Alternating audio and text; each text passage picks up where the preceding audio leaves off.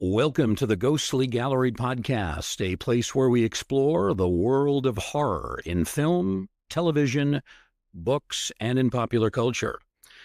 Well, hello, everyone. Welcome to another show. My name is Bruce Markison, and as always, I'm joined by our executive producer and co-host, Tracy Asteria. Tracy, as always, we welcome you to the program. How are you doing this evening? I'm doing great. How are you doing? It's Father's Day today. Did you have a good celebration with your family? Yes, well, thank you for asking about that. Yeah, my wife and daughter and my wife's sister and our niece came over. We just had dinner, so we had to clear off the dinner table because that doubles as our studio here at Ghostly Gallery headquarters in Cooperstown, New York, as I like to call it. So no, we had a very nice dinner and a nice dessert, and they gave me some gifts. One of the things my wife and daughter give me every year is a subscription to the Yes Network, so I can watch the Yankee games. So Nice. that's kind of a cool thing. Yeah. So yeah, they treat me well. I really appreciate what they do. So can't complain at all. Really cannot. And I'll tell you what, Tracy, I cannot complain about our guest tonight because this is one of our favorites. We've done 90 plus shows, and every one of our guests contributes something, but the guest that we have tonight is probably one of my top 5 or 6 favorites because he's so insightful and so well spoken and knows so much about classic horror. And he's making his 3rd appearance on the Ghostly Gallery podcast. He is an author, film producer, and director, Gary Rhodes. Gary has written a number of excellent books on horror film history, numerous books, and is particularly well known for his expertise on the great Bela Lugosi. Gary also has 2 new books out in 2025, and I'm always amazed when authors can come out with 2 books at once, but that's what Gary has done. One is titled Becoming Nosferatu, Stories Inspired by Silent German Horror, and the other book's completely different. It's Weirdumentary, Ancient Aliens, Fallacious Prophecies, and Mysterious Monsters from 1970s documentaries. So we'll spend some time on both of those subjects. Gary, we welcome you back to the Ghostly Gallery. How you doing? Wonderful. Thanks so much for having me back. It's great to be here with both of you.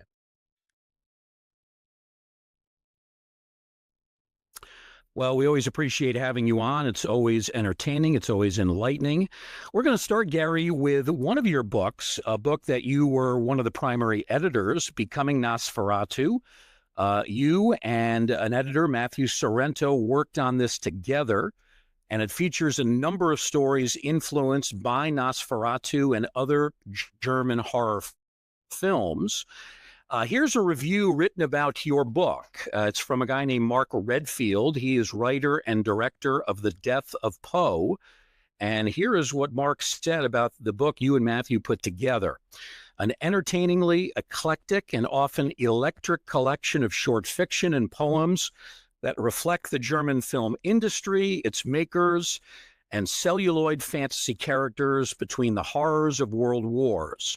Hard to pick favorites here, all offer delights, recommended with an exclamation point. And that is what Mark Redfield had to say. And I'll tell you, as an author myself, not as prolific as you, but when you see a review like that, it's got to make your heart beat a little bit faster, right, Gary? Absolutely. Mark Redfield has always been somebody I've admired greatly, his own film work and his own film acting. He was, when I last saw him, it wasn't in person. It was when he was in the recent Netflix series, The Fall of the House of Usher. He's an actor in it. Really? Yes, he plays a priest. In fact, I think he's the first actor in the first episode that you see and hear at some length. So Redfield's very well known in our field, and so I appreciate that very much. Yes. Tracy's a big fan of The Fall of the House of Usher. Did you know about Mark Redfield being in that, Tracy? No, I didn't. But as soon as you mentioned the character Gary, I know exactly who you're talking about. That was a great miniseries. I love Mike Flanagan's work. Wonderful, wonderful. It was a wonderful miniseries, and Hmm. it brought together so many different Poe elements and stories, using the Usher name as kind of the umbrella for bringing in so many different modern interpretations of so many of the great Poe stories. And I believe originally Mark playing that character, I believe they shot some of that outdoors, and then when there was a change of one of the lead actors over a bit of a controversy, they had to reshoot a lot of that Mark's in indoors because of the different time of year. It was a bit of a controversy, you may recall, over the lead actor in the series who had been famous, Frank Langella, as Hmm. Dracula once upon a time, and they ended up replacing him. So in that series, yeah, Right. Oh, wow. Oh, that's interesting. yeah. So Yeah, I didn't so know that about Langella, that he was supposed to be in that.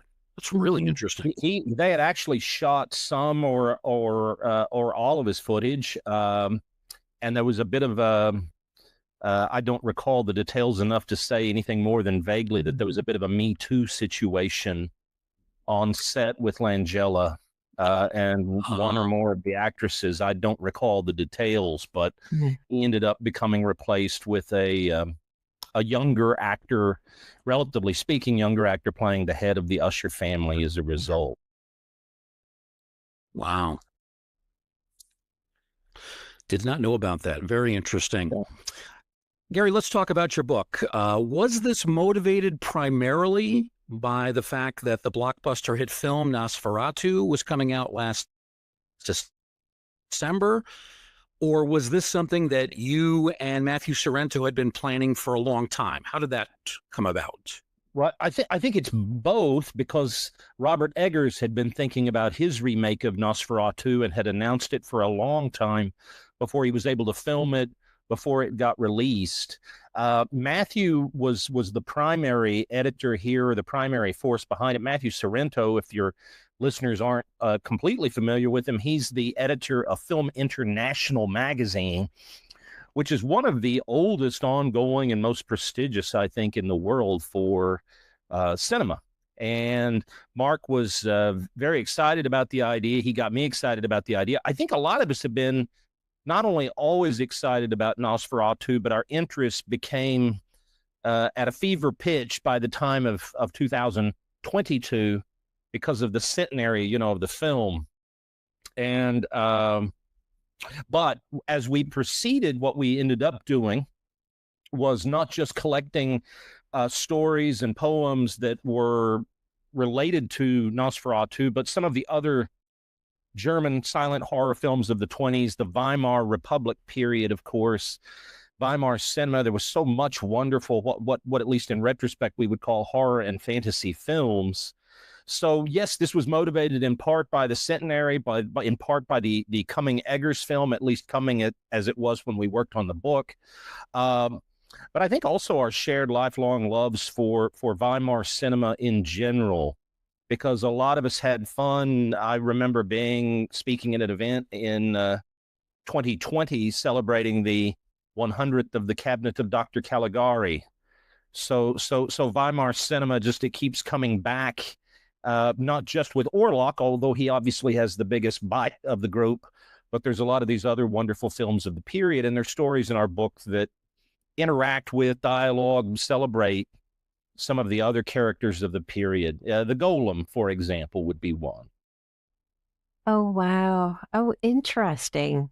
Um, as someone who has written both fiction and nonfiction inspired by Nosferatu, what do you think makes the Orlok figure so adaptable to different eras? It's a fascinating question. I think the vampire character in general seems to be adaptable to different eras. In some of my own research, it's fascinating to see the usage of the term in the 19th century become more and more popularized in the press, but so much so that it became quickly, even in the early 19th century, quickly a metaphor for everything from, monarchs that were feeding off of their citizens, poor politicians, corporate figures, CEOs feeding off, metaphorically at least, off of the blood, sweat, and tears of their workers. And it seems to me the vampire figure is one of its maybe one of the reasons we keep talking about it and love it is so malleable. It is so adaptable to different eras in different ways. I think, Orlok himself embodies all kinds of things from sexual lust to plague, and the kind of plague that the world endured shortly before Nosferatu was originally made in 1922. I'm speaking, of course, of the great influenza of 1918 and 19. And then, of course, we're coming off our own version of that with COVID. So I think there's all of these different things that work with vampires, from the effort at immortality to sexual lust to unfulfilled desire to again, in the Nosferatu case, the way that the character is so embedded with plagues. He I think represents the kind of vampire a lot of folklore was about prior to, say, 1819, 1820, with John Polidori's story, The Vampire, and the literature that came after, generally speaking, in which the vampire became, everything from Bela Lugosi to the Twilight series. The vampire was, became an attractive figure, male or female, usually handsome actors, good looking, yada, yada. I think Orlok is that interesting kind of more preternatural as well as supernatural, but this kind of vampire that was talked about, gross, horrifying, out of the grave, doesn't look attractive, probably smells very much of the grave or gross, but the kind of vampire that was really the original vampire of folklore in most cases. So it's so old, and then yet it keeps coming back, because we've talked of Eggers. We know the Eggers film featured Willem Dafoe. Mm-hmm. So too did Shadow of the Vampire, which my friend and colleague Elias Mirage made in about 2002, which was about a fantastical version of the making of Nosferatu, in which the actor playing Orlok is allegedly a real vampire, or the 1979 remake of Werner Herzog, with Klaus Kinski playing Orlok. I mean, the character just keeps fascinatingly, wonderfully coming back, and I think that's a tribute to many things, including the fascinating feature, of course, that we really shouldn't hardly know what Orlok looks like, because there was the court condemnation of the copyright infringed original 1922 film. And my one of my favorite anecdotes to tell when I talk about old silent horror film or German horror of the 20s is the film obviously survived. We all know that. We can find it anywhere so easily, YouTube or the remakes and Eggers now streaming. Mm-hmm. The film survived the court edict, but I think this is in an ironic twist of history and historiography, the archive, the court papers that condemned it, they don't survive. They're lost. A lot of papers, court papers in all kinds of towns, from long ago, get lost or thrown out, or floods or this or that. So I love, frankly, the fact that, of course, not only that the film survived being condemned to its own, consigned to flames, all prints were supposed to be burned, but the court papers saying thus, it's them that are gone forever, the original court papers. Oh, interesting. That's ironic. Absolutely. Yes. So just still on the subject of Orlok, this is something that I kind of wondered. Do you think that Orlok still has the power to scare younger viewers today? Or do you think he's now more become an iconic symbol than just something that's truly frightening for this generation?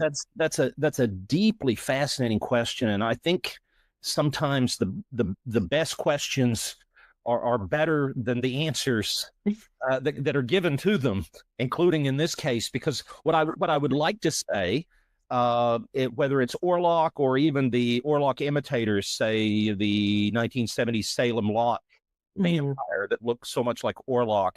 I think the Orlok personification makeup even informs, say, a vampire that we see in everything from 30 Days of Night, the vampire film 30 Days of Night, through to What We Do in the Shadows. I think, you know, I would like to hope that he still inspires fear. I'm afraid that that's no longer probably the case any more than the original kind of Lugosi Dracula probably doesn't inspire fear, and certainly not anybody maybe over the age of 3 or 4. Once you become iconic, you're traditional, and then there's all the parodies. There's when it comes to Lugosi, there's everything from the Count Von Count on Sesame Street to Count Chocula. And I grew up with those in the 70s. It's hard for me to imagine how a young person today would see Orlok because of my own gray hair and the fact that I'm 52. I would love, not for anybody to be frightened badly, but, you know, for the sake of horror and the podcast we're here for, I would love to hope, to believe that whether it's the Max Schreck version in the original Nosferatu or something like the recent Eggers depiction, I would love to think that there's still that fear.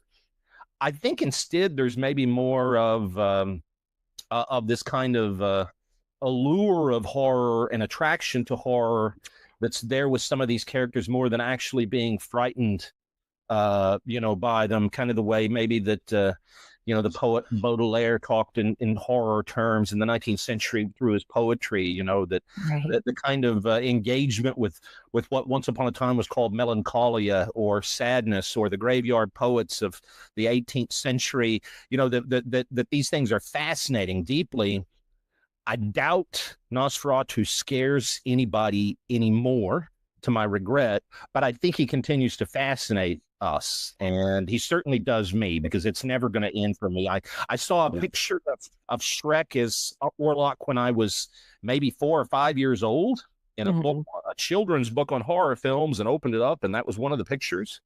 And it did kind of look awfully spooky to me at age 4 or 5. Some years after that, before I even got to see the film. So the fascination for some of us never ends, even if we're able to sleep at night without any trouble from him, you know.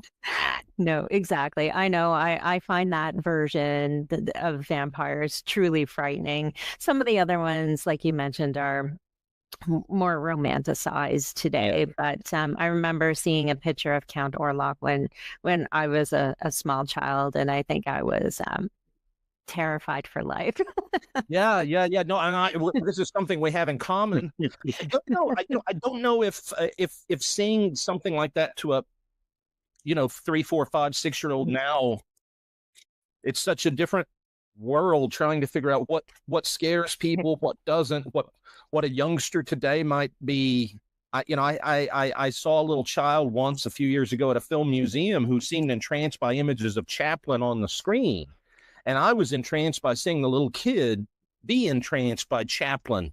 It was one of the Chaplin Mutual shorts from around 1980. Oh my. And I'm seeing a kid, you know, 100 years later, fascinated by it. I also know that when I teach film classes, alas, you know, I recently asked in a film history course, I mentioned the name Jack Nicholson. Only one person in the class of about 20 knew who Jack Nicholson was.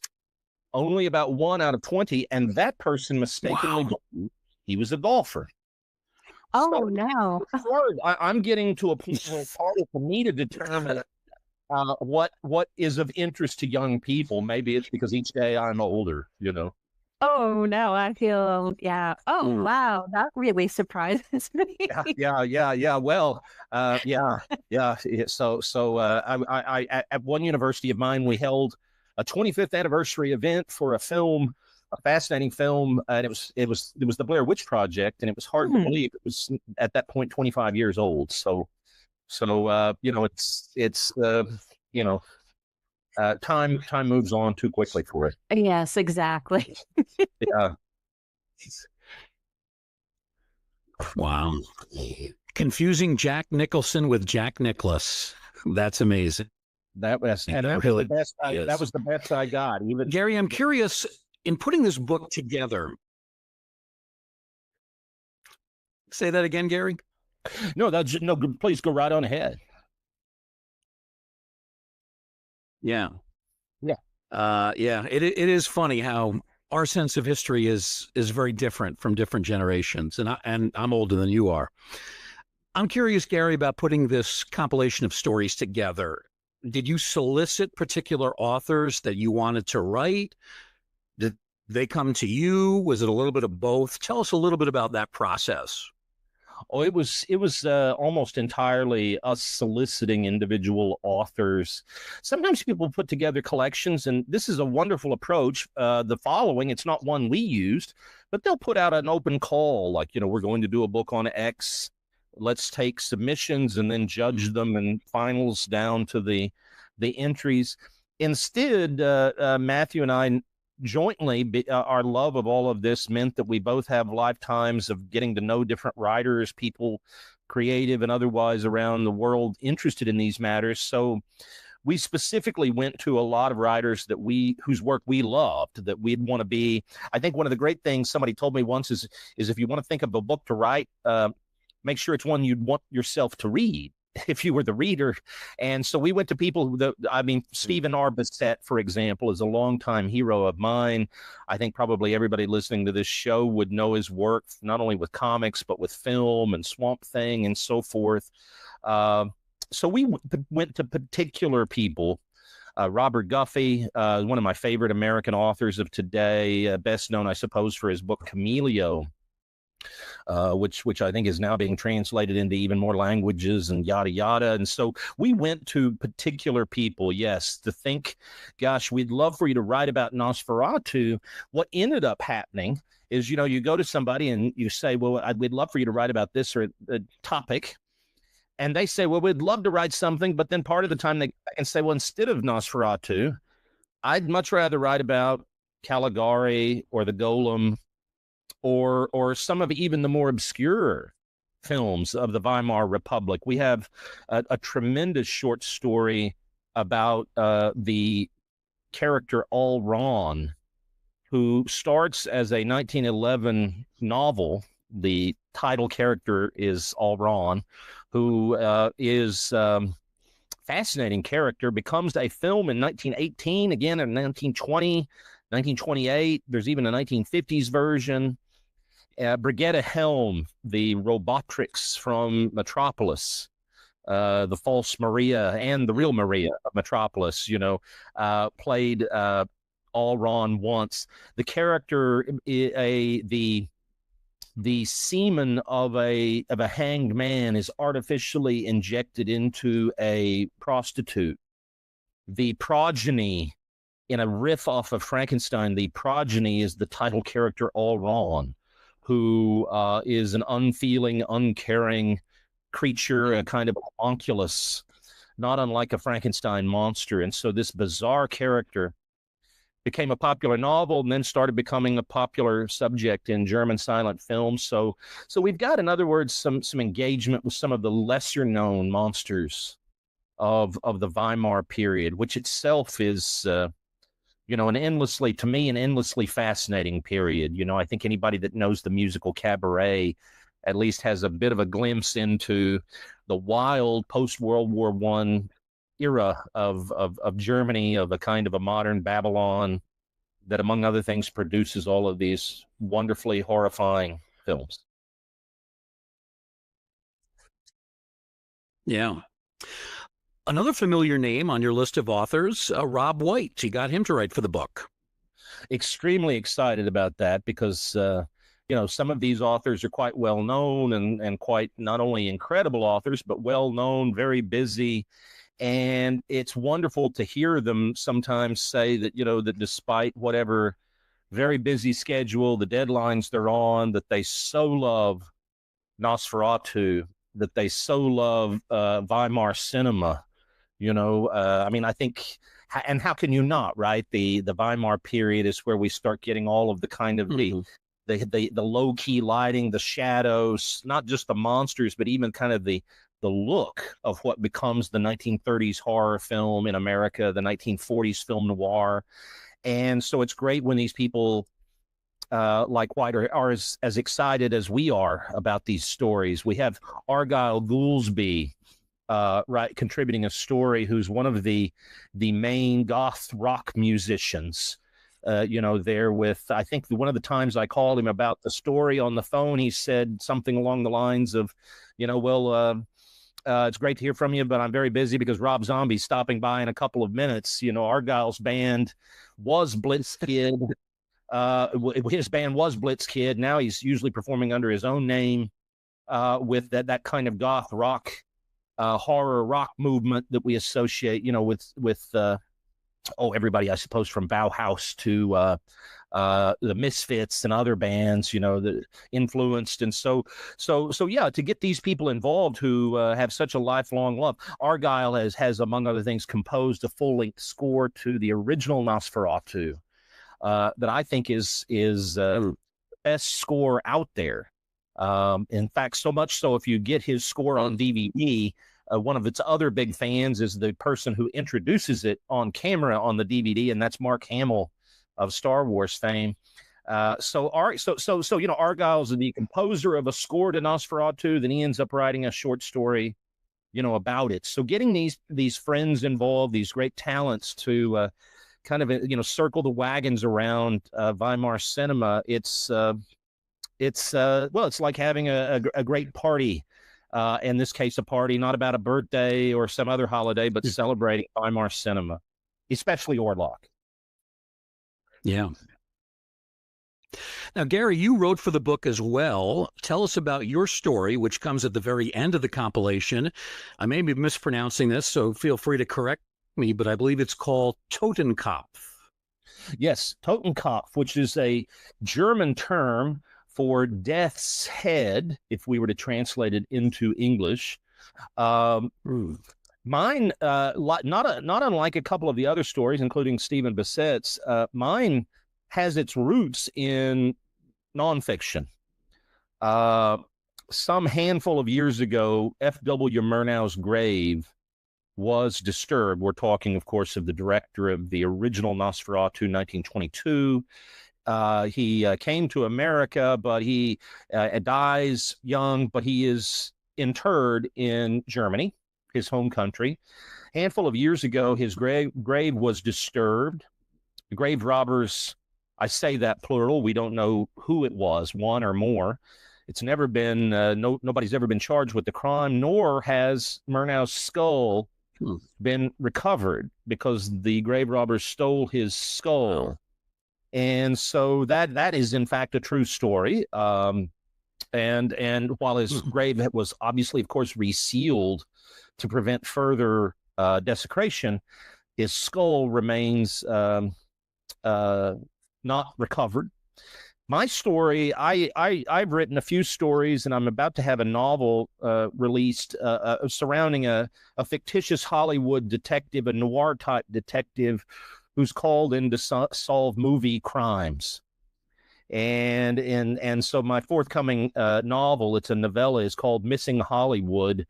And in that case, the detective, his name is Jack Six. He's hired by Martin Scorsese to find what happened to Hollywood. It's gone completely missing, as some of us believe it has metaphorically. In the novel, it's gone physically missing as well, but metaphorically missing because it's all CGI and reboots and nothing like what it used to be. At any rate, the same detective is hired to try and find Murnau's skull.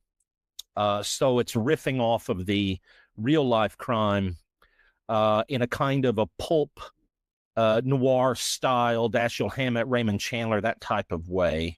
And the title Death's Head is an allusion to not only several parts of the story, but most particularly, again, this real life mystery surrounding Murnau's skull.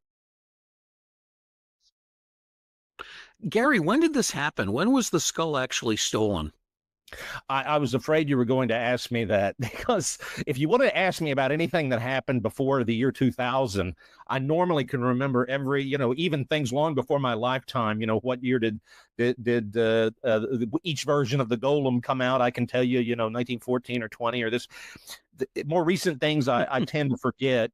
It's been in the past 8 years, maybe less. So it's in my way of thinking with this gray hair of mine, it's a rather recent event. But I was still living in Ireland at the time. Yeah. So I would say that it was before 2018, probably around 2015-ish. But I'm being very careful to qualify there, because I don't remember the exact year, but it's a decade or less. So fairly recent among the kinds of That's close enough. Yeah. crimes we're talking about. Yeah. Yeah. Yeah. So, and yes. Oh, interesting. So the last time that you were here with the Ghostly Gallery, we kind of briefly touched on the movie Nosferatu, how we were kind of excited that it was coming out. But I'm wondering, now that it's 6 months later, the movie has come and gone to the theaters. It's now streaming. What was your initial reaction when you heard that Robert Eggers was taking on Nosferatu? Did you continue with still feeling excited, or did you get maybe a little feeling of skepticism? How did you feel about that before you saw the film? Yeah. Yeah, I think that's fascinating, because, it's almost like if somebody were to say, well, they want to remake Citizen Kane or Casablanca, or certain films stand like what icons was a term you used. That's a perfect term. Maybe here, totems. There's such landmarks in film history. How could anybody possibly think of remaking one? So when you say the phrase "a little bit of skepticism," that's certainly something I would have felt in general, regardless of what director would have been involved. I mean, there's many great filmmakers, many that aren't, and whomever's name had been attached, I would have felt a little bit of skepticism. Mm-hmm. By contrast, I have to say that there's only really two people that I would have had confidence. I went into Eggers' film excited because I knew it was going to be something that would add to the original, that would go beyond it. I think the only two filmmakers I know of living today that would have been possible of that with this type of subject material would have been either Eggers or Elias Mirage, who made Shadow of the Vampire and Begotten. For me, Eggers is endlessly fascinating, even though we're early in his career of directing.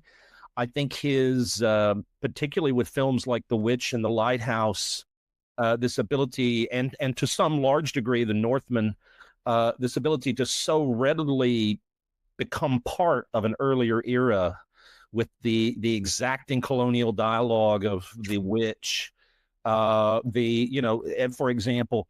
So I went in as excited as I would have been for any version that could have been possible, that level of excitement. If it had been any other director other than he or Mirage, I would have been far more skeptical, in other words. So I went in pretty confident, and I left a true believer, because I think it reimagines Nosferatu rather than trying to just simply remake it.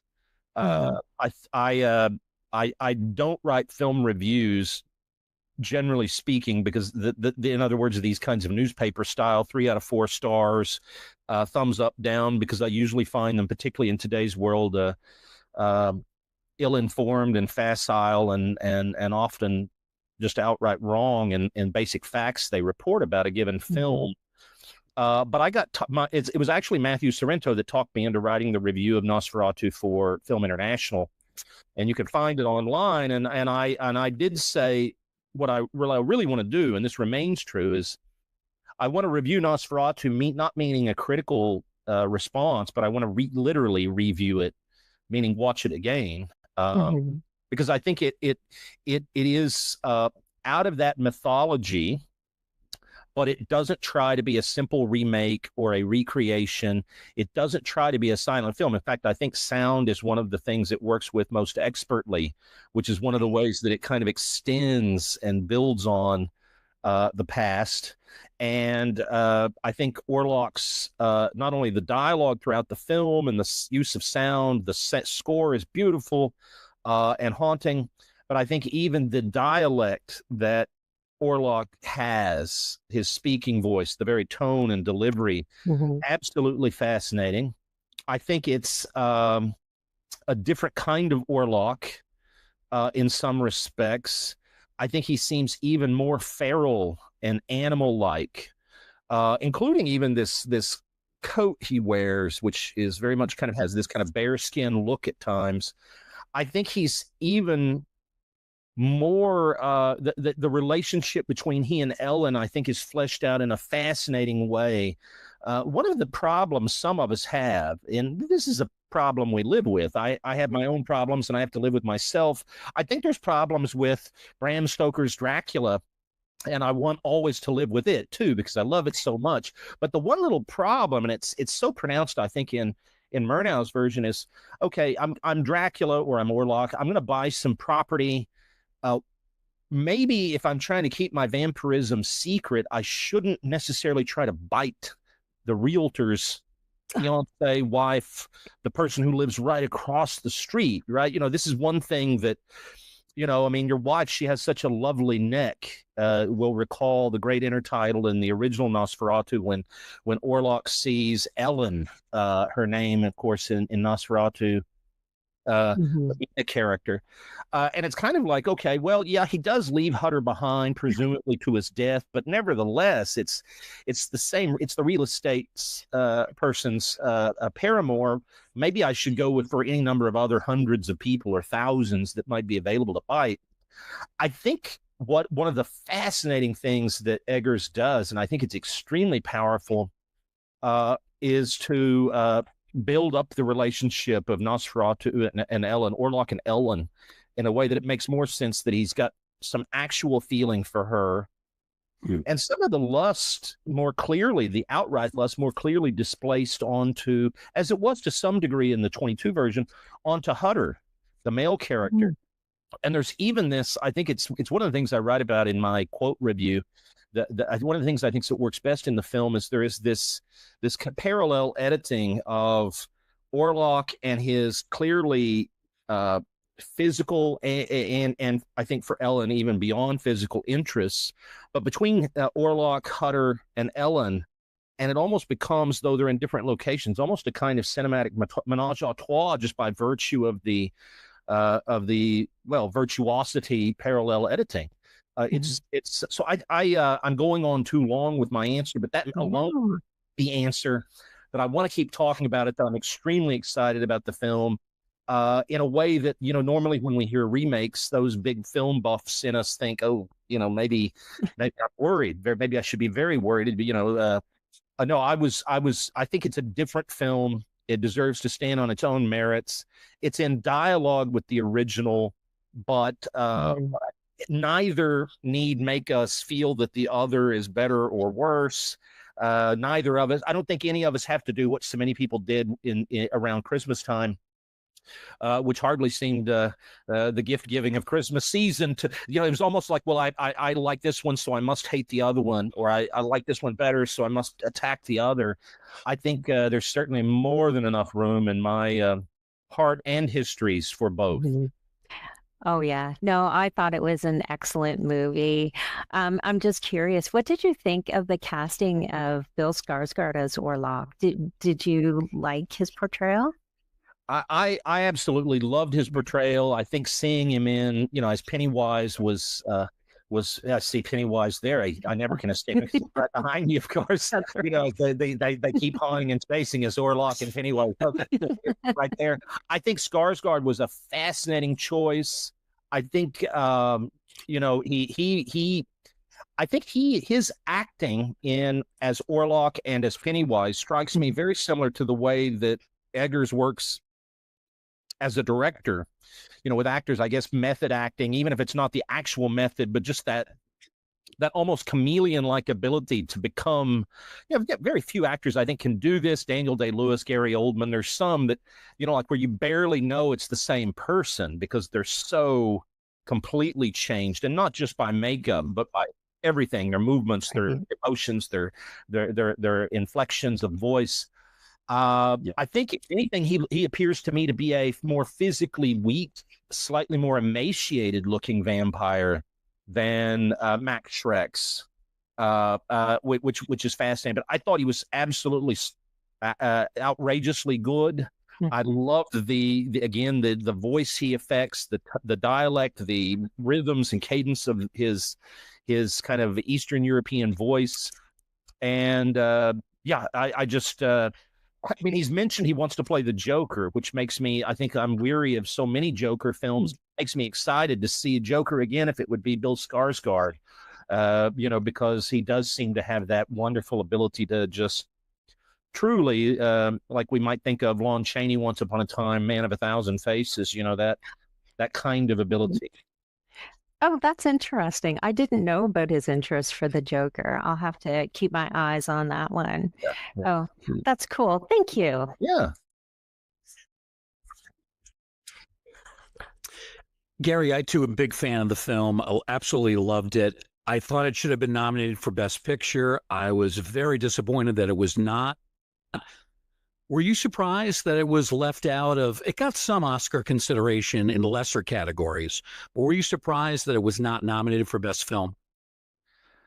Not so much. I think it should have been. I agree with you, and it's great to meet a fellow, both of you fellow enthusiasts for the film and champions for it. I wasn't quite as surprised that it didn't get nominated for Best Picture, for example, or Best Actor, because well, we know that horror, and I think it's particularly acutely true in America since 1932 in terms of the film business, critical response, the Oscars. I have this fascinating moment where Frederick March gets the Oscar for Dr. Jekyll and Mr. Hyde for what was really the third major Hollywood sound horror film of what we would now call the horror movie genre. And then by the summer of 32, we quickly forget about him, and the critics start going after everything from White Zombie to Old Dark House, and horror films become, how to say it, they become frowned upon in most circles, not as high end or good quality or what have you, as other kinds of dramatic films or genres. So I think, in other words, that we're now at a point where we're 90 years in on Hollywood's critics not always giving horror films overall the same level of respect that I think they do other genres. Yeah, that's changed. Maybe we're in a little better place. I think we are than we were. But in general, we're talking about very little high-end Academy Award awards, Oscars for horror movies historically, even with the likes of, say, Alfred Hitchcock, or directors that are so highly prized, but horror not so much. So I regret it. I deserved more credit. I've heard about a couple of different Eggers projects in the works, one of which is perhaps going to be A Christmas Carol, right, that we've heard he might do. And here again, I think it goes back, to Tracy's question about, Nosferatu remake. We've seen so many great versions of A Christmas Carol. Do we really need another? And if it's by Eggers, I'll be one of the first ticket buyers, of course. Yeah, I actually heard that he was thinking Frankenstein as well. I think that was another project that he was thinking about. Yes. And he's vaguely alluded after Nosferatu's release. He's also vaguely alluded to a Western, I believe. Oh, interesting. Not named West, but possible Western films. So I think that, this is one of these careers as we see some of the greatest directors become, alas, older, or even deceased, or the Scorsese's or whatever, that are at an advanced period in their career. It's wonderful. The reverse of that, I think, is to see somebody like Eggers, who probably has 3 decades or more of films that he might make for us. And, it's just, I won't be able to ever get enough, I don't think. Yeah. You know, Tracy and I have seen the new film Sinners. We did a program just a couple of weeks ago on it. We all agreed that it's terrific. If that doesn't get nominated for Best Picture, I give up. Yes. Yes. Yes. Well, you know, it is a battle. You've seen Sinners? Absolutely amazing, absolutely tremendous. But I think it's a battle for a lot of people to, in certain capacities at least, when it comes to reviewers, critics, and so to give horror again its proper due. I mean, I think things have gotten better. I think they have gotten better in the 21st century, but there's still a bit of a ways to go with getting horror kind of and I never have understood that, you know, because not only is it the directors like Hitchcock, but we can go back to Shakespeare and Titus Andronicus, we can go back to Dickens, we can go back to so many of the great writers and filmmakers who have Stanley Kubrick in The Shining, for that matter, that you know some of the very best directors or novelists or playwrights in history have chosen horror, you know, as a vehicle to work in. And nevertheless, there's, I think, still some critical resistance there. Yeah, very well said. So that's Gary's first new book, Becoming Nosferatu, stories inspired by silent German horror. We're now going to move on to Gary's other new book, very different. It's titled Weirdumentary. It's about some of the rather strange, bizarre documentaries that were made in the 1970s. So, Gary, tell us how you came up with the idea for this as a topic of a book that you wanted to do. Well, I think thank you so much for mentioning it. Weirdumentary was just released in May from Feral House, and I'd always wanted to do more work with them. Before I ever wrote my first book, I did some research assistant work for Rudolph Gray for the book Nightmare of Ecstasy, the book about Ed Wood. I think I was about 15 at the time, 14, 15, kind of doing a bit of research and sending him some things. And that was a Feral House book. And so after, 3 decades, I finally got a book of my own with Feral House. So I'm very excited about that. And they did a very, I think, by today's standards, particularly a very lush edition with just tons of color photos and slick paper, you know, and all the wonders of high-end publishing they afforded the book. The book is a topic like Nosferatu that goes back to my youth. I do think some of these things you know, grip our imagination, and the grip never loosens, or maybe it even tightens over the years. I was very interested as a little kid of the 70s in a lot of these what I would now call pseudoscience documentaries that were about ancient aliens, chariots of the gods. They were about UFO encounters. They were about near-death experiences, psychic phenomena, telekinesis. They were about speculative history. They were about cryptids, from Bigfoot to Loch Ness Monster to Yeti.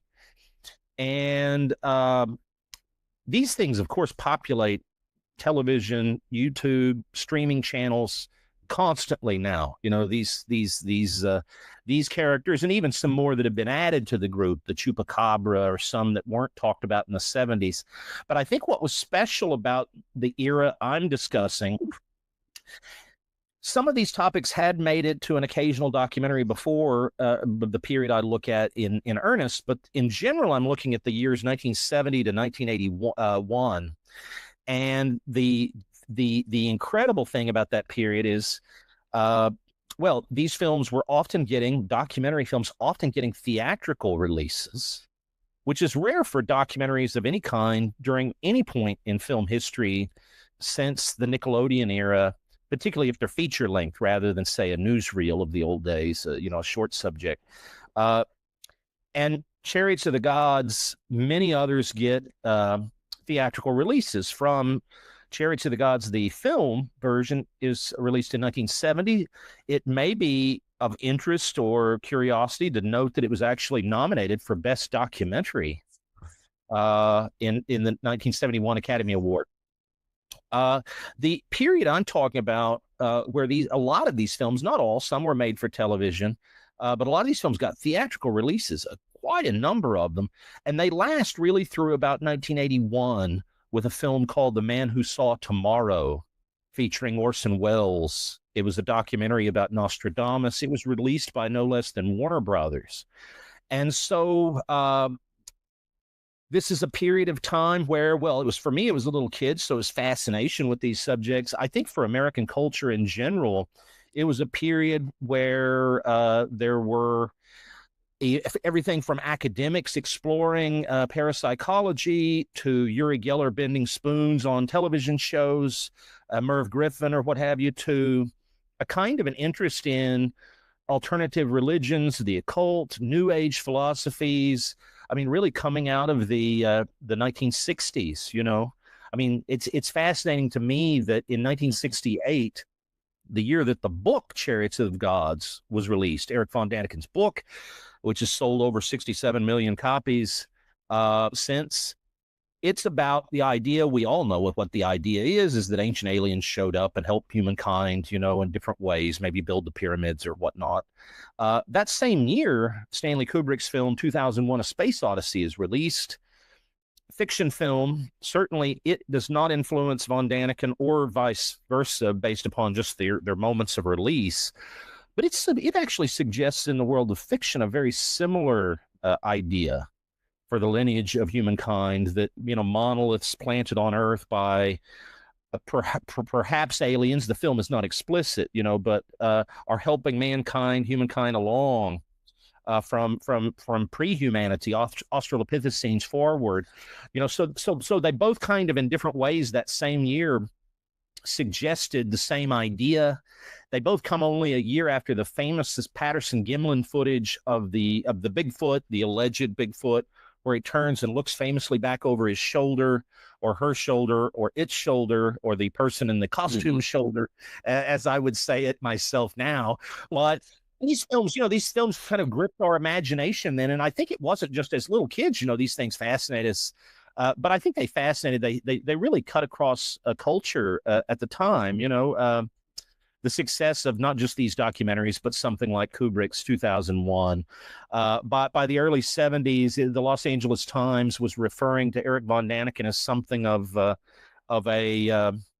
well, they didn't use the word beacon, but a kind of a huge cultural figure. Bigfoot, when I'm a little kid, is not only in documentaries, but he appears on an episode of The $6 Million Man. There's an action figure of him released when I was a little kid. So this, in other words, is a period where these subjects, for the first time, grip popular American culture, and they really do it, knocking it out of the park financially, with film after film, so many theatrically released again. Because I saw some of these in movie theaters. It wasn't just that they were streaming at home or even on a local network affiliate, although sometimes they were that as well. But they got released year after year, many of these to theaters, including in my small hometown. I saw some of these films. So I wanted to, investigate the films of that period. There's about 70 that I look at. There's quite a number in a rather short space of time. And I think they're somewhat unique, which is why I think all writers like to invent words. I invented the word Weirdumentary for the book title, and thankfully the publisher went for it. It's obviously drawing on the word documentary, but trying to label these films, and I think they're films that are very nostalgic for many of us, even if we don't believe in the subject matter. The subject matter still fascinates. The films themselves, though, at times were very skillfully made in some respects, but also rather naive in other respects, sometimes pushing forward clearly fake footage by the filmmakers as if it was real, for example. But we were more naive as filmgoers, and certainly I was as a child. And I think that, to put a finer point on it, I think they really had three wonderful ingredients, and one of them is the topics, Bigfoot or ancient aliens. They had the topics. They had, in most cases, well-known on-screen hosts, usually hosts associated with horror or the weird, the strange. On-screen hosts like Rod Serling, like Orson Welles, famous obviously first for his War of the Worlds broadcast. Many others, William Shatner, who, as of this moment, is still narrating a TV series on these kinds of topics called The Unexplained. The first time that was in the period I write about, which was a Weirdumentary called Mysteries of the Gods from 1976. So nearly a half century later, still hosting those. But those were two of the ingredients. We're gonna get a host that you might believe on camera. John Carradine did one of these. You know, somebody whose voice is familiar. Maybe they have an air of respectability. Maybe they're associated like Serling or Shatner already with science fiction or the odd, the weird. And then we're going to do some dramatic recreations, because we may have some sketchy looking images of Bigfoot or of what might be a UFO in the sky, or it might just be a little bit of fuzz in front of the camera.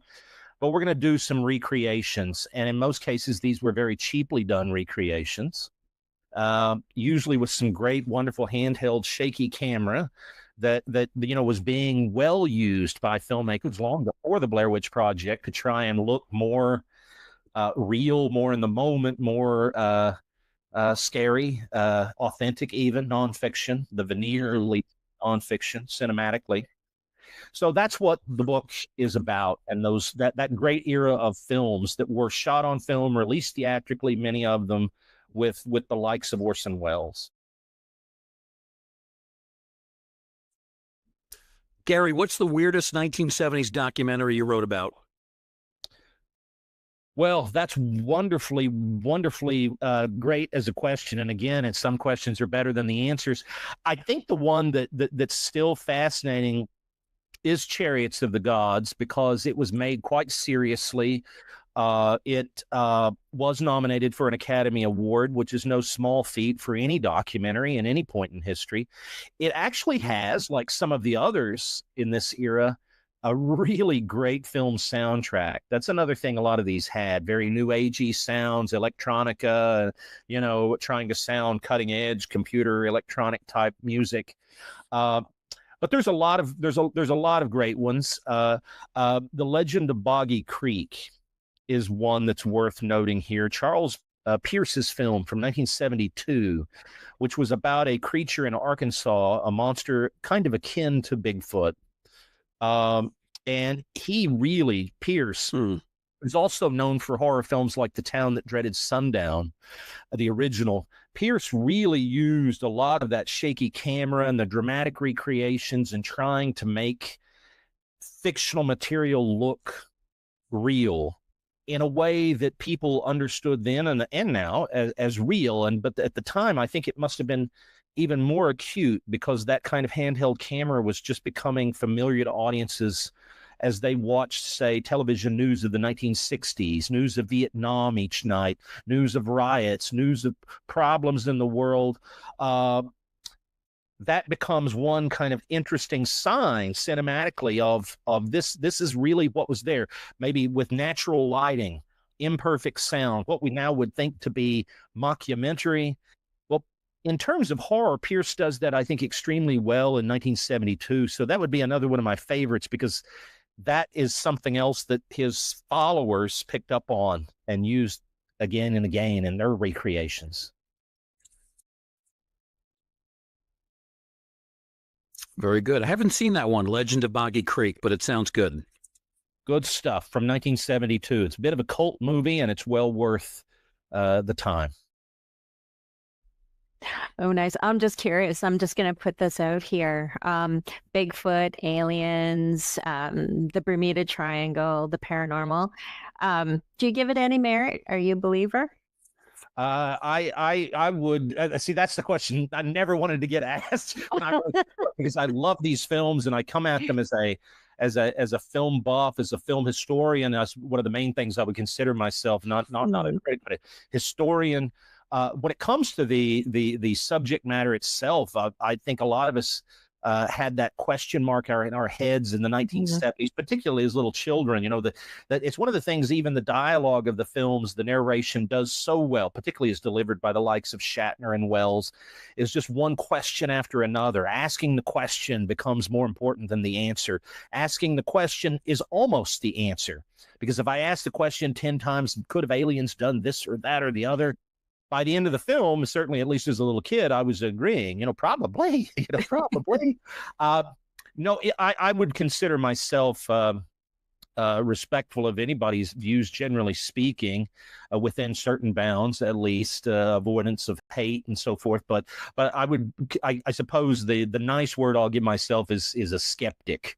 I would be very much a skeptic of everything that we're talking about here, Bermuda Triangle and otherwise. And there were some great Weirdumentary, several of them, about the Bermuda Triangle, including one called The Devil's Triangle that was narrated again by a great host. That one was Vincent Price. So I love the films.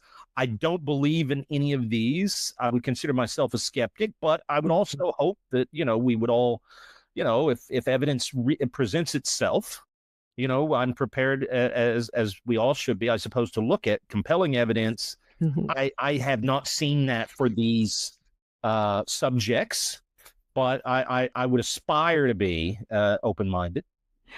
No, that's a good answer. I'm a believer, but I'm also a healthy skeptic. I try to balance the two together. So I definitely all things are not created equal. I mean, I think I do find a lot of the military footage of what might be called UFOs in recent months. And some of the military accounts and some of the military investigations and so forth, I find those very interesting, certainly.